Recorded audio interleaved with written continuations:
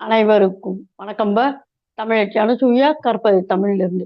இந்த பதிவில் நாம் காண இருப்பது இலக்கண வினா வங்கிப்ப எழுதி பழக என்னும் தொடர் பார்த்து வருகின்றோம். அதன்படி இன்றைக்கு தொல்காப்பியமும் நன்னூலும் ஒப்பீடு செய்கின்ற மாதிரியான வினாக்கள் இதில் காண இருக்கின்றோம். அதனால் வினாத்தாளை முழுமையாக பாருங்கள். நன்றி. வாங்க வினாத்தாளுக்குள் செல்லலாம்.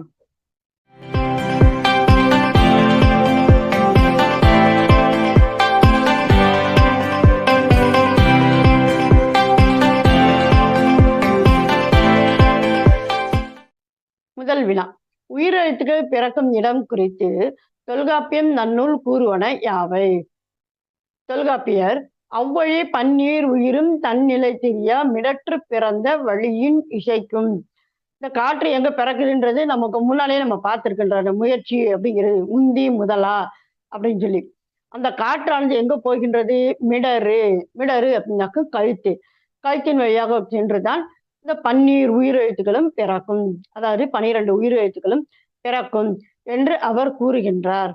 இப்ப நம்முடைய நன்னூலார் அவர்கள் அவ்வழி ஆவி இடைமை இடம் மிடரு ஆகும் மேவு மென்மை மூக்கு உரம் பெறும் வன்மை என்று அவர் கூறுகின்றார். அதாவது 74வது சித்திரத்தில் அவர் குறிப்பிடுகின்றார். இந்த 2 விஷயம் நம்ம கவனிக்கிறோம். இப்ப முதலாவது தொல்காப்பியர் கூறியதுல தன்னிலை தெரியா அப்படிங்கிறது. அப்ப தன்னிலை தெரியான்னா உயிரெழுத்துக்கள் தெரியாது, அந்த இடத்துலதான் பிரியும், அதாவது அந்த இடத்துலதான் பிறக்கும் அப்படின்னு சொல்றாரு. ஏன் அவர் அந்த மாதிரி சொன்னாரு அப்படின்னா, இந்த குற்றியலுகரமும் குற்றியலிகரமும் இருக்கு பார்த்தீங்களா, அவை நிலைமாற்றம் உடையன, அதனால் அவர் இந்த சொல்லை கையாண்டார். சரிங்களா? அடுத்து 2வது விஷயம், நம்ம நன்னூலார் என்ன செஞ்சார் அப்படின்னா, உயிரெழுத்துக்களை மட்டும் தொல்காப்பியர் சொன்னார் அந்த சூத்திரத்துல. ஆனா நம்முடைய நன்னூலார் அவர்கள் மெய்யெழுத்துக்களையும் சேர்த்து சொல்லி இருக்கின்றார். பாருங்களேன், ஆவி இடைமை, இடைமைன இடையின எழுத்துக்கள், இவை மிடரு ஆகும், அவை கழுத்தில் பிறக்கும். மென்மை மூக்கு, மெல்லினங்கள் மூக்கில் பிறக்கும். உரம் பெறும் வன்மை, அதாவது மார்பில் வல்லின எழுத்துக்கள் பிறக்கும். பாருங்களேன், அப்போ உயிர் எழுத்துக்களோடு சேர்த்து மெய்யெழுத்துக்களையும் கூறியிருக்கின்றார் நன்னூலார். சரிங்களப்பா, இந்த 2 சூத்திரங்களையும் அப்படியே இணைத்து எழுதணும்ப்பா விடை. சரிங்களா? அதே சமயம் இந்த 2 விடைகளையும் குறிப்பிட்டு எழுதணும். தன்னிலை தெரியா என்பதற்கும் இவர் உயிரெழுத்துக்களோடு மெய்யெழுத்துக்களையும் கூறியதையும் இணைத்து எழுதல் வேண்டும். அடுத்த வினா, ஐ ஔ ஆகியவற்றின் இன எழுத்துகள் குறித்து தொல்காப்பியரும் நன்னூலாரும் கூறுவன யாவை? குன்றிசை மொழிவையின் நின்றிசை நிறைக்கும் நெட்டெழுத்து இம்பர் ஒத்த குற்றெழுத்து. அதாவது 2 விஷயங்கள் இவரும் கூறுகின்றார். எந்த இனமான ஒத்த குற்றெழுத்துக்கள் என்று தொல்காப்பியர் கூறுகின்றார். இப்ப நன்னூலார் என்ன கூறுகின்றார்? ஐ ஔ இ ஊ செறிய முதல் எழுத்து இவ்விரண்டோர் இனமாய் வரும் முறையே.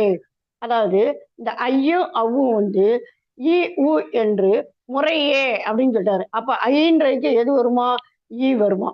அவ் என்பதற்கு எது வருமா? ஊ வரும். சரிங்களா? முறையேன்னு சொல்றாரு. இவ்விரண்டு ஓர் இனமாய் வரும் முறையே என்று நன்னூலார் தெளிவாக கூறியிருக்கின்றார்.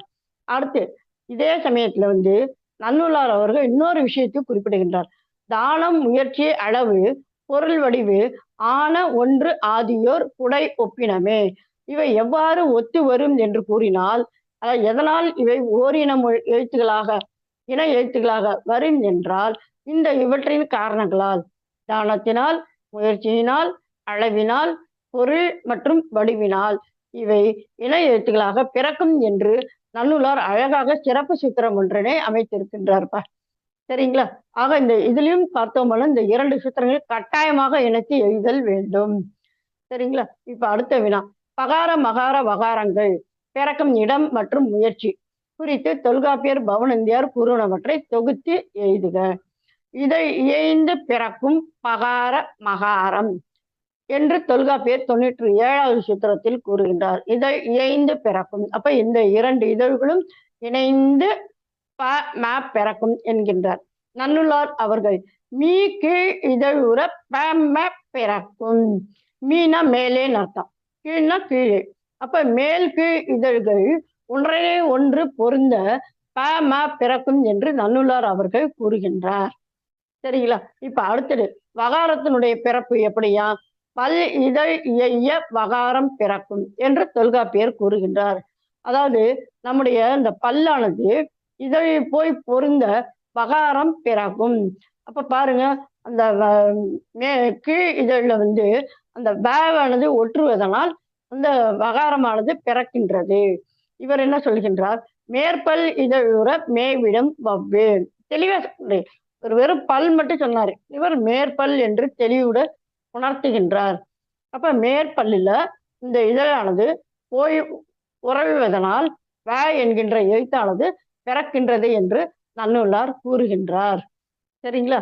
இனி அடுத்த வினாங்கப்பா. வினா எழுத்துக்கள் பற்றிய தொல்காப்பியர் நன்னூலாரின் வேறுபாடுகள் யாவை? தொல்காப்பியர் 3 வினா எழுத்துக்களை குறிப்பிடுகின்றார். அவை ஆ, ஏ, ஓ. சரிங்களா? நன்னூலார் அவர்கள் 5 வினா எழுத்துக்களை குறிப்பிடுகின்றார். ஏ, யா, ஆ, ஏ, ஓ.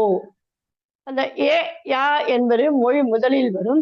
ஆ, ஏ, ஓ என்பன மொழி இறுதியில் வருகின்ற வினா எழுத்துக்கள். சரிங்களா? இப்ப தொல்காப்பியர் என்ன சொல்கின்றார்? இந்த 3 வினா எழுத்துக்களும் இசையின் அடிப்படையில் மாத்திரையானது அளவு கடந்து ஒலிக்கும் என்று கூறுகின்றார். நன்னூலார் அவர்கள் இசை, விழி, பண்டமாற்று ஆகிய 3லும் மாத்திரை ஆனது அளவு கடந்து ஒலிக்கும் என்று கூறுகின்றார். அம்மா அப்படின்னா என்னங்கம்மா? இசை நமக்கு தெரியும். சாதாரண இந்த கர்நாடக இசை இதெல்லாம் வந்து அப்படின்னு சொல்லி இழுத்தாங்களாப்போ அந்த இடத்துல மாத்திரை அளவானது அளவு கடந்து ஒலிக்கும். விழி அப்படின்னு சொல்லி சொன்னோம்னாக்கும் ஒருவனை அழைக்கும் போது முருகனே அப்படின்னு சொல்லி சொல்லும்போது இருக்கின்ற அந்த அளவு 2 மாத்திரை அளவு இருக்கிறது நீண்டு ஒலிப்பது. அடுத்து பண்டமாற்று என்னும் போது விற்பனையில் மாம்பழம் வாங்கலையோ வாங்கல அப்படின்னு சொல்லி வாங்கலையோ அப்படிம்பாங்க, உப்பு அப்படின்னு சொல்லி. அப்ப அந்த பொருள்களுடைய அந்த ஓசையினுடைய அளவானது அளவு கடந்து ஒலித்தல். ஆக இவர் ஒரு இடத்தில் மட்டும் ஒலிக்கும் என்று கூறுகின்றார். நன்னூலார் அவர்கள் மூவிடங்களில் இந்த வினா எழுத்துக்களானவை அளவு கடந்து ஒலிக்கும் என்று கூறுகின்றார். சரிங்களப்பா? ஆக இந்த மாதிரி தொல்காப்பியரும் நன்னூலாரும் தம்முடைய கருத்துக்களில் ஒருமைப்பட்டும் வேற்றுமைப்பட்டும் இருக்கின்றார்கள், தந்திருக்கின்றார்கள். சரிங்களா? இதனோடு தொடர்புடைய வீடியோக்களின் லிங்கை இணைக்கின்றேன்ப்பா. அவற்றையும் இணைத்து படியுங்கள். மீண்டும் ஒரு புதிய பதிவில் சந்திப்போம். நன்றி, வணக்கம்.